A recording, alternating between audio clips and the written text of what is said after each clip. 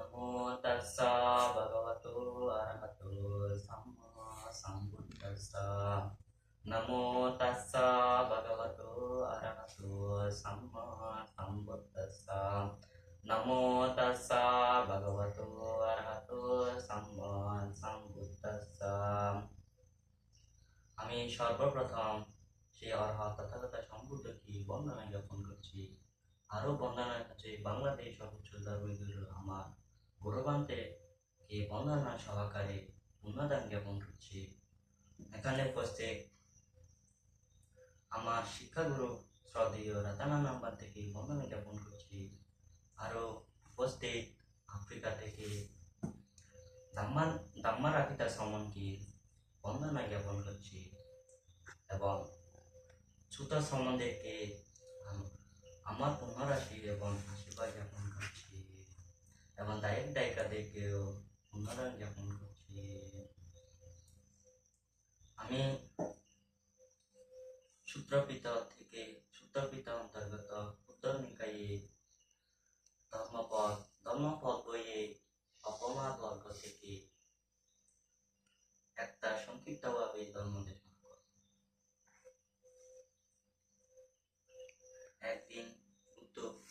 একদিন বুদ্ধ যেতবনের বাস করিবার সময় চুলক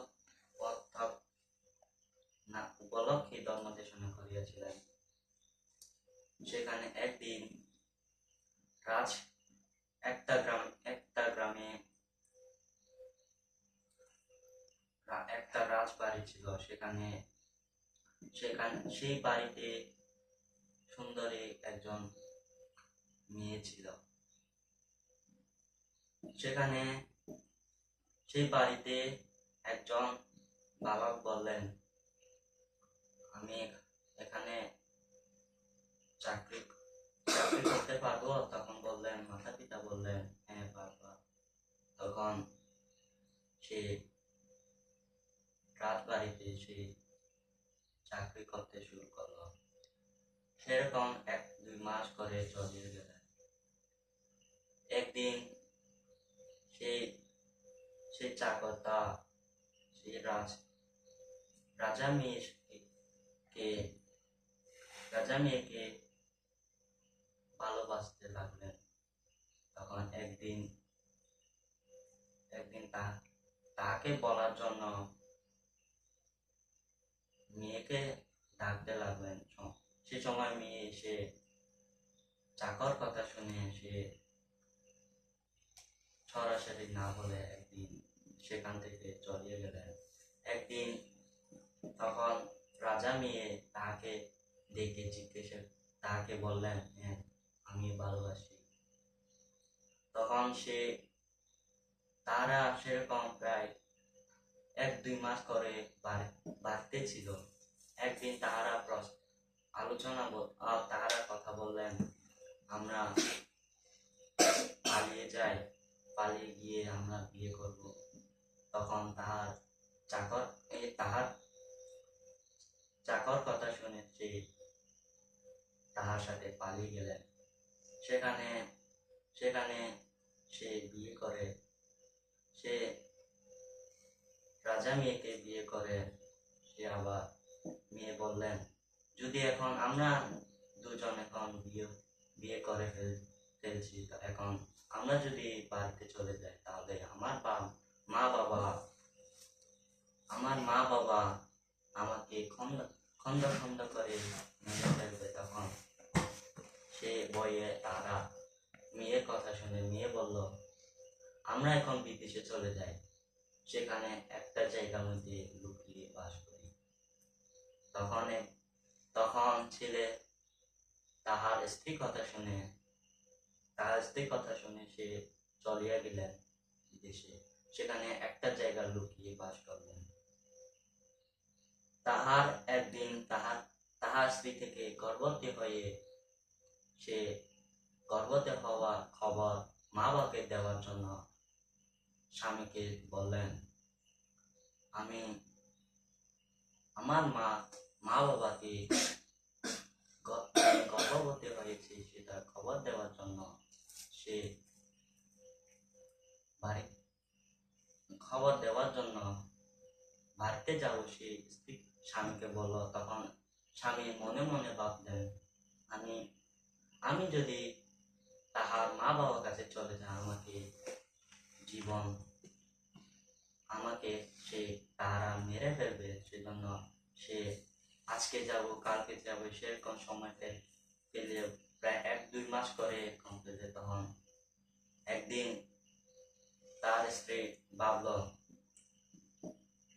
এই এই মূর্খ দোষ থাকার কারণে সে সে যাতে যেতে চায় না। সে একদিন স্বামী বাহিরে কাজ করতে গিয়ে সে স্ত্রী গ্রামের লোকেদেরকে বলিয়া, আমি আমি মা বাবা গ্রামে চলে যাচ্ছি সেরকম খবর দিয়ে, তখন তিনি স্বামী না জানার মতো তিনি পালিয়ে গেলেন। তখন স্বামী বাড়িতে এসে তখন তাকে না দেখে পাড়া প্রতিবেশীদেরকে জিজ্ঞাসা করলেন, আমার স্ত্রী কোথায়? তখন পাড়া প্রতিবেশী তারা বললেন, তোমার স্ত্রী তোমাকে ফেলে চলিয়ে গেছে। তখন স্ত্রী থেকে তখন পেটে বাচ্চা ছিল। সে যে কোনো মুহূর্তে বাচ্চার জন্ম দিতে পারে। তাই সে চিন্তা করে দূরে রাস্তা মা বাবার কাছে যাওয়ার সময় তিনি রাস্তার মধ্যে তাকে দেখতে পেল। সে অনেক কষ্ট স্ত্রীটা অনেক কষ্ট মধ্যে আছে। তখন সে এসে স্বামী স্ত্রীকে দেখে তখন স্বামী স্ত্রীর কাছে এসে স্ত্রী তখন একজন বাচ্চা জন্ম দিলেন। সে বাচ্চা জন্ম দেওয়ার পর স্বামী বললেন, এখন তুমি তো এখন যে কাজে যাচ্ছ সে কাজ তো এখানে শেষ হয়ে গেছে। তাই আমরা আবার নিজ বাড়ি চলে যাই। তখন স্বামী কথা শুনে স্বামী কথা শুনে আবার পুনরায় নিজ বাড়ি চলে গেলেন। সেখানে তাহাকে সে সময় তাহার পথে জন্ম হওয়ার কারণে তার বড় ছেলে হিসেবে তাকে নাম রাখা হয় মহাপথক। তখন তখন তার সেরকম প্রায় 1 বছর 2 বছর চলে গিয়া আবারও পুনরায় তাহার স্ত্রী থেকে গর্ভবতী হতে লাগলেন। তখন সে সময় পুনরায় আবারও তাহার মা বাবার কাছে খবর দেওয়ার জন্য বা বলার জন্য যাচ্ছিল। সেখানে আবার রাস্তার মধ্যে আবারও ওই রকম ভাবে আবার জন্মগ্রহণ করেন। সেখানে পুনরায় তাকেও জিজ্ঞেস বলে, তুমি তো যে কাজে যাচ্ছ সে কাজে এখানে হয় আবার পুনরায় চলে যায়। তখন বললেন, হ্যাঁ আমরা চলে যাই। তখন গিয়ে আবার 1-2 মাস পরে তাহার ছোট সন্তানকে পথে জন্ম হওয়ার কারণে চূড়পন্থক নামের পরিচয় দিলেন। সেই সময় একদিন তাহারা বড় হতে লাগলেন। অল্প বড় হয়ে তাহাদেরকে এই দুই ভাইকে একটা বিদ্যালয়ে ভর্তি করিয়ে দিলেন। সেখানে প্রায় 1-2-3 বছর তখন ছিল ছোট, তাই তাহারা বুঝতে পারতেছে না। তখন সে দুই ভাই একদিন তারা বড় হয়ে একদিন ভাবলেন, আমাদের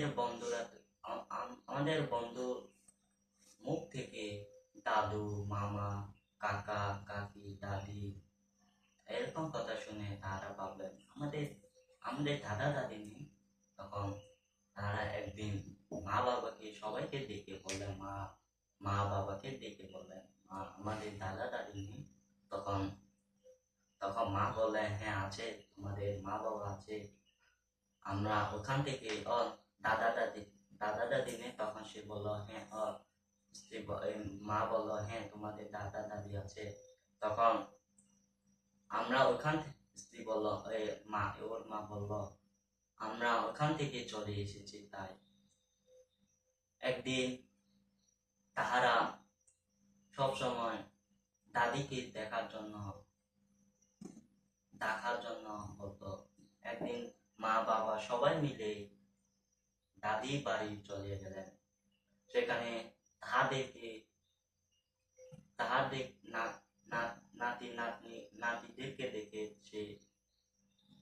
সে অনেক খুশি হয়ে সে বলল মা বাবাদেরকে, তার মেয়ে এবং জামাইকে বলল, তোমরা এখানে থেকে যাও।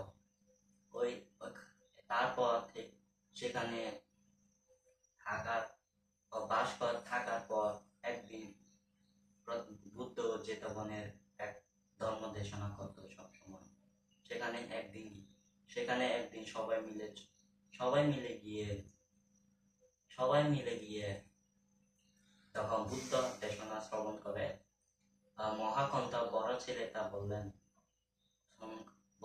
মা বাবাকে, বাবা মা আমি প্রবচিত হব। তখন মা বললেন, প্রবচিত হব। তখন মা বাবা তারা কোনো কিছু বাধা দিল না। তখন তার মহাপথকে প্রবচিত গ্রহণ করলেন। সেখানে প্রায় 1-2 মাস পর, তাকে 22 বছর পর, তাহাকে উপসম্প্রদায় গ্রহণ করার জন্য তার আচার্য গুরু তাকে উপদেশ বললেন। তখন তাহার গুরু উপসম্প্রদায় গ্রহণ করার জন্য বললেন, সে রাজি হলেন। একদিন উপসম্প্রদায় করে তিনি অনেক বড় বানতে বা পণ্ডিত বানতে হয়ে সে মা বাবাকে চিন্তা করলেন, আমার মা, আমার বাবা, আমার ভাই, ছোট ভাই কি অবস্থা আছে, কি করতেছে, কি খাচ্ছে, সেরকম ভাবলেন। একদিন তার মা বাবাকে দেখতে লাগলেন। সেখানে তাহার পথক ছোট ভাইকে বললেন, তুমি আমাদের সঙ্গে প্রবচিত গ্রহণ করুন, বুদ্ধ শাসনে আসুক। সেও সেখানে তাহার বড় ভাই মহাপথক কথা শুনে সেও প্রবচিত গ্রহণ করলেন। সেখানে প্রায় সেও মহাপন্থক বান্তের কাছে থেকে সে মহাপন্থক তাকে পড়তে বসাতেন। তখন সে অনেক মাস, 4 মাস ধরে তাকে সূত্র মুখস্থ করতে দিলেন। তখন সে 4 মাস ধরে সে সামান্য 2 লাইন গাথা মুখস্থ করতে পারে না। তাই তাকে বকা দিয়ে তাকে বললেন, তুমি প্রবচিতে বের হয়ে যাও, তুমি একজন মূর্খ। তোমাকে তাহাকে 4 মাস ধরে একটা গাথা শিখতে, মুখস্থ করতে বলছি, তুমি সেটাও করতে পার না। তাই তুমি প্রবচিতা থেকে বের হয়ে যাও। সে চিন্তা করেন। সে একদিন মহাপন্থক বান্তের কাছে একজন মহাউপাসক এসে নিমন্ত্রণ করলেন। তখন উপাসক বললেন, বান্তে, আপনারা কতজন ভিক্ষু আছে? তখন মহাপন্থক বান্তে বললেন, আমরা 500 জন ভিক্ষু আছে। তখন সেখানে একজন মূর্খ বান্তে, সে 4 মাস ধরে একটা মুখস্থ কিছু করতে পারে না। তাই তাহারা মহাপন্থক বান্তে পন্থক বান্তেকে না দেখে, মূর্খ বলে না দেখে তাকে ফেলে বিহারে রেখে তারা এই উপাসক বাড়িতে গিয়ে নিমন্ত্রণ গ্রহণ করে আসলেন। সেখানে চুলক পন্থক বান্তে চিন্তা করলেন, তাহারা আমাকে নিয়ে গেছে, আমাকে কেউ শ্রদ্ধা করে না, আমাকে কেউ সম্মান করে না, আমি প্রবচিত গ্রহণ করে কি, অপ্রবচিত থাকি লাভ কি? সে বলল, আমি এখনই চলে যাই। তখন তাহার মহাপন্থক বান্তিকে না জেনে সে আবার ওই গৃহী হওয়ার জন্য চলে গেলেন। তখন সেই সময় যেতে যেতে বুদ্ধর সাথে দেখা হয়। বুদ্ধ বললেন, চুলপন্থক, তুমি কোথায় যাচ্ছ? সে বলল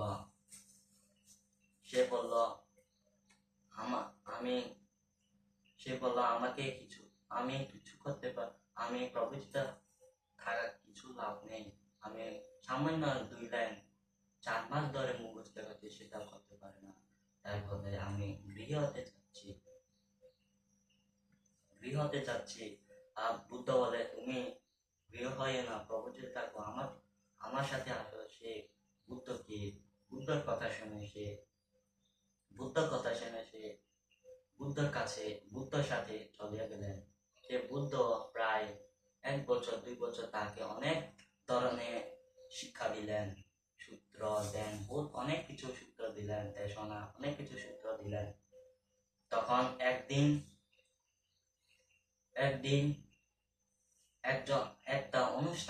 একটা অনুষ্ঠানে সবাই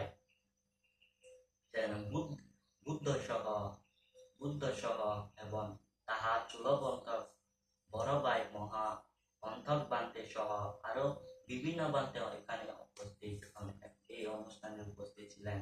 সেখানে যার যার কার্য তা শেষ করে দেশনা বা পুণ্যদান বা অনেক কিছু শেষ করে সে মহৎ চুলপন্থক বান্তেকে বুদ্ধ আদেশ দিলেন, চুলপন্থক বান্তে, তুমি সংক্ষিপ্তভাবে দেশনা করে পুণ্যদান করিয়া শেষ করে দাও, এই অনুষ্ঠান শেষ করে দাও।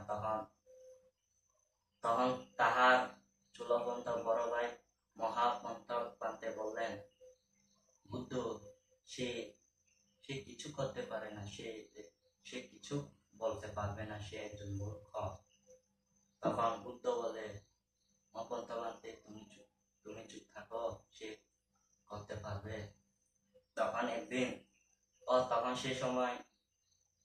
সে সময় চুলপন্থক সংক্ষিপ্তভাবে দেশনা করিয়ে এবং পুণ্যদান করিয়ে শেষ করে দিলে। তখন লোকেরা অবাক হয়ে বললেন, একজন মূর্খ বান্তি সে কেমনে মধুসূরে ধর্ম দেশনা করতে পারে? এবং তাহার বড় ভাই তাকে দেখে অবাক হয়ে গেলেন। সামান্য 2 লাইন 4 মাস ধরে মুখস্থ করে সে আজকে মধুসূরে ধর্ম দেশনা পুণ্যদান করিয়া মানুষকে, হাজার হাজার মানুষকে ধর্ম দান করলেন। সেরূপভাবে বুদ্ধ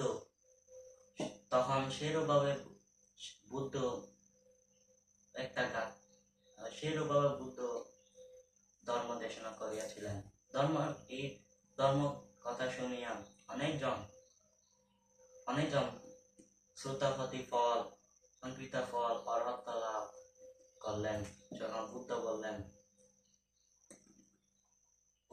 উত্থানেন প্রমাদেন সংযমেন দম্যেন চ ইদং সঈরতং মেধাবী ইয়ং যোগো নাভিকিরাতি। এর যা কর্ম সে ফল পাবে, যে কর্মে যেটা ফল, যে জন্মে যেটা কাজ করছে সে ফল পায়। সে বলে, আবারও সে তথাগত সম্বুদ্ধকে বন্দনা জ্ঞাপন করে আমার সদীয় গুরু ভগবান থেকে বন্দনা সহকারে পূর্ণতা জ্ঞাপন করে এবং খানের প্রতি সদীয় বান থেকে বন্দনা জ্ঞাপন করে এবং ধামার্কিতের সম্মুখে বন্দনা জ্ঞাপন করে সম্বন্ধেরকে ছোট সম্বন্ধেরকে আশীর্বাদ পুনর্দান এবং দায়ক দায়িকারীকে আশীর্বাদ পুনর্দান জ্ঞাপন করে আমার সংক্ষিপ্ত দেশনা এখানে শেষ করছি। সাব্বে সাত্তা সুখিতা জগতে সকল প্রাণী সুখী। সাধু সাধু সাধু বন্দনা